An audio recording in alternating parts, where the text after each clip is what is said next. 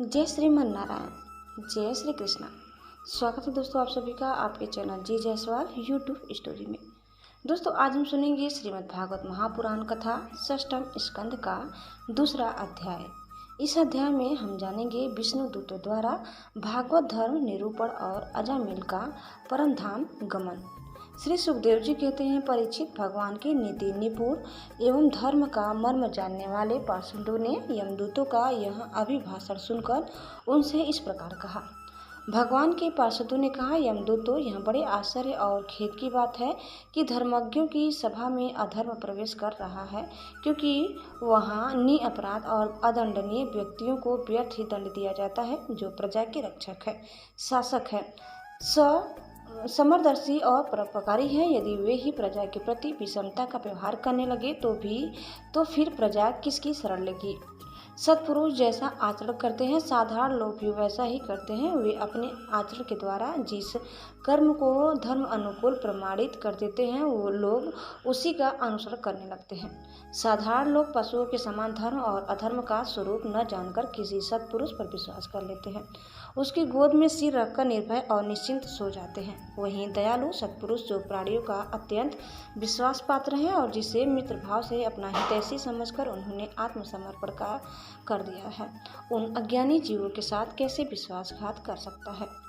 यमदूतों, इसने कोटि कोटि जन्मों की पाप राशि का पूरा प्रायश्चित कर लिया है, क्योंकि इसने विवश होकर ही सही भगवान के परम कल्याणमय यानी मोक्षप्रद नाम का उच्चारण तो किया है। जिस समय इसने नारायण इन 4 अक्षरों का उच्चारण किया, उसी समय केवल उतने से ही इस पापी के समस्त पापों का प्रायश्चित हो गया। चोर, शराबी, मित्रद्रोही, ब्रह्मघाती, गुरु पत्नीगामी, ऐसे लोगों का, संसर्गी, स्त्री, राजा, पिता और गाय को मारने वाला, चाहे जैसा और चाहे जितना बड़ा पापी हो, सभी के लिए यही इतना ही सबसे बड़ा प्रायश्चित है कि भगवान के नामों का उच्चारण किया जाए, क्योंकि भगवानों के उच्चारण से मनुष्य की बुद्धि भगवान के गुण, लीला और स्वरूप में रम जाती है और स्वयं भगवान की उसके प्रति आत्मीय बुद्धि हो जाती है। बड़े बड़े ब्रह्मवादी ऋषियों ने पापों के बहुत से प्रायश्चित, कृच्छ, चंद्रायण आदि व्रत बतलाए हैं, परंतु उन प्रायश्चितों से पापी की वैसी जड़ से शुद्धि नहीं होती, जैसी भगवान के नामों का उनसे गुम्फित पदों का उच्चारण करने से होती है, क्योंकि वे नाम पवित्र, कीर्ति, भगवान के गुणों का ज्ञान कराने वाले हैं। क्योंकि भगवान के नाम अनंत है, सब नामों का उच्चारण संभव ही नहीं है। तात्पर्य यह है कि भगवान के एक नाम का उच्चारण करने मात्र से सब पापों की निवृत्ति हो जाती है। पूर्ण विश्वास न होने तथा नाम उच्चारण के पश्चात भी पाप करने के कारण ही उसका अनुभव नहीं होता। यदि प्रायश्चित करने के बाद भी मन फिर से कुमार्ग में पाप की ओर दौड़े, तो वह चरम सीमा का पूरा प्रायश्चित नहीं है। इसलिए जो लोग ऐसा प्रायश्चित करना चाहें कि जिससे पाप, कर्मों और वासनाओं की जड़ ही उखड़ जाए, उन्हें भगवान के गुणों का गान करना चाहिए, क्योंकि उससे चित्त सर्वथा शुद्ध हो जाता है।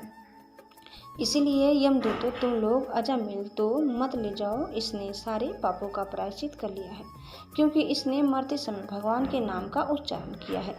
बड़े बड़े महात्मा पुरुष यह बात जानते हैं कि संकेत में, परिहास में, तान अलापने में अथवा किसी की अवहेलना करने में भी यदि कोई भगवान के नामों का उच्चारण करता है, तो उसके सारे पाप नष्ट हो जाते हैं। जो मनुष्य गिरते समय, पैर फिसलते समय, अंग भंग होते समय और सांप के डसते, आग में जलते तथा चोट लगते समय भी विवशता से हरि हरि कहकर भगवान के नाम का उच्चारण कर लेता है, वह यम यातना का पात्र नहीं रह जाता। महर्षियों ने जानबूझकर बड़े पापों के लिए बड़े और छोटे पापों के लिए छोटे प्रायश्चित बतलाए हैं। इसमें संदेह नहीं कि उन तपस्या, दान, जप आदि प्रायश्चितों के द्वारा वो पाप नष्ट हो जाते हैं, परंतु उन पापों से मलिन हुआ उसका हृदय शुद्ध नहीं होता। भगवान के चरणों की सेवा से वह भी शुद्ध हो जाता है। यमदूतों, जैसे जान या अनजान ईंधन से अग्नि का स्पर्श हो जाए तो वह भस्म हो ही जाता है, वैसे ही जानबूझकर या अनजाने में भगवान के नामों का संकीर्तन करने से मनुष्य के सारे पाप भस्म हो जाते हैं। जैसे कोई परम शक्तिशाली अमृत को उसका गुण न जानकर अनजान में पी ले भी तो भी वह अवश्य ही पीने वाले को अमर बना देता है, वैसे ही अनजान में उच्चारण करने पर भी भगवान का नाम अपना फल देकर ही रहता है। श्री सुखदेव जी कहते हैं, राजन, इस प्रकार भगवान के पार्षदों ने भागवत धर्म का पूरा निर्णय सुना दिया और अजामिल को यमदूतों के पास से छुड़ाकर मृत्यु के मुख से बचा लिया। प्रिय परीक्षित, पार्षदों की यह बात सुनकर यमदूत यमराज के पास गए और उन्हें यह सारा वृत्तांत ज्यों का त्यों सुना दिया। अजामिल यमदूतों के फंदे से छूटकर निर्भय और स्वस्थ हो गया। उसने भगवान की पार्षदों के दर्शन जनित आनंद में मग्न होकर उन्हें सिर झुकाकर प्रणाम किया। निष्पाप परीक्षित, भगवान के पार्षदों ने देखा कि अजामिल कुछ कहना चाहते हैं, तब वे सहसा उसके सामने ही वहीं अंतर्ध्यान हो गए। इस अवसर पर अजामिल ने भगवान के पार्षदों से विशुद्ध भागवत धर्म और यमदूतों के मुख से वेदोक्त सगुण धर्म का श्रवण किया था। सर्व पापहारी भगवान की महिमा सुनने से अजामिल के हृदय में शीघ्र ही भक्ति का उदय हो गया। अब उसे अपने पापों को याद करके बड़ा पश्चाताप होने लगा। अरे, मैं कैसा इंद्रियों का दास हूँ। मैंने एक दासी के गर्भ से पुत्र उत्पन्न करके अपना ब्राह्मणत्व नष्ट कर दिया।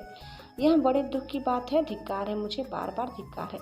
मैं संतों के द्वारा निंदित हूँ, पापात्मा हूँ। मैंने अपने कुल में कलंक का टीका लगा दिया।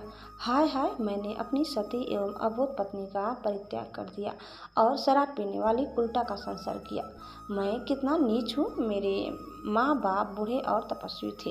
वे सर्वथा असहाय थे। उनकी सेवा शुश्रूषा करने वाला और कोई नहीं था। मैंने उनका भी परित्याग कर दिया।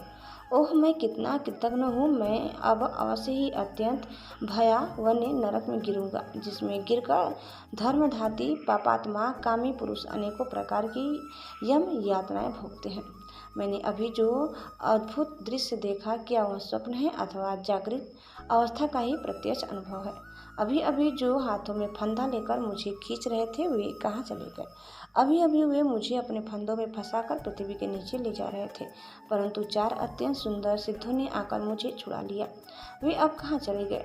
यद्यपि मैं इस जन्म का महापापी हूँ, फिर भी मैंने पूर्व जन्मों में अवश्य ही शुभ कर्म किए होंगे, तभी तो मुझे इन श्रेष्ठ देवताओं के दर्शन हुए। उनकी स्मृति से मेरा हृदय अभी आनंद से भर रहा है। मैं कुलटागामी और अत्यंत अपवित्र हूँ। यदि पूर्व जन्म में मैंने पुण्य न किए होते तो मरने के समय मेरी जीभ भगवान के मनमोहक नाम का उच्चारण कैसे कर पाती? कहा तो मैं महाकपटी, पापी, निर्लज्ज और ब्रह्मतेज को नष्ट करने वाला कहा, तथा कहाँ भगवान का वह परम मंगलमय नारायण नाम। अब मैं अपने मन, इंद्रिय और प्राणों को वश में करके ऐसा प्रयत्न करूँगा कि फिर अपने को घोर अंधकार में नरक में न डालूं। अज्ञानवश मैंने अपने को शरीर समझकर उसके लिए बड़ी बड़ी कामनाएं की और उनकी पूर्ति के लिए अनेकों कर्म किए। उन्हीं का फल है यह बंधन। अब मैं इसे काटकर समस्त प्राणियों का हित करूँगा, वासनाओं को शांत कर दूंगा, सबसे मित्रता का व्यवहार करूंगा, दुखियों पर दया करूंगा और पूरे संयम के साथ रहूंगा। भगवान की माया ने स्त्री का रूप धारण करके मुझ अधम को फांस लिया और क्रीड़ा मृग की भांति मुझे बहुत नाच नचाया। अब मैं अपने आप को उस माया से मुक्त करूंगा। मैंने सत्य वस्तु परमात्मा को पहचान लिया है। अतः अब मैं शरीर आदि में मैं तथा मेरे का भाव छोड़कर भगवान नाम के कीर्तन आदि से अपने मन को शुद्ध करूंगा और उसे भगवान में लगाऊंगा। श्री सुखदेव जी कहते हैं, परीक्षित, उन भगवान की पार्षद महात्माओं का केवल थोड़ी ही देर के लिए सत्संग हुआ था। इतने से ही अजामिल के चित्त में संसार के प्रति तीव्र वैराग्य हो गया। वे सबसे संबंध और मुंह को छोड़कर हरिद्वार चले गए। उस देव स्थान में जाकर वे भगवान के मंदिर में आसन से बैठ गए और उन्होंने योग मार्ग का आश्रय लेकर अपनी सारी इंद्रियों को विषयों से हटाकर मन में लीन कर लिया और मन को बुद्धि में मिला दिया।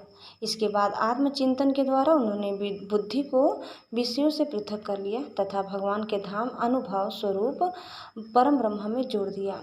इस प्रकार जब अजामिल की बुद्धि त्रिगुणमयी प्रकृति से ऊपर उठकर भगवान के स्वरूप में स्थित हो गई, तब उन्होंने देखा कि उनके सामने वे ही चारों पार्षद जिन्हें उन्होंने पहले देखा था खड़े हैं। अजामिल ने सिर झुकाकर उन्हें नमस्कार किया। उनका दर्शन पाने के बाद उन्होंने उस तीर्थ स्थान में गंगा के तट पर अपना शरीर त्याग दिया और तत्काल भगवान के पार्षदों का स्वरूप प्राप्त कर लिया।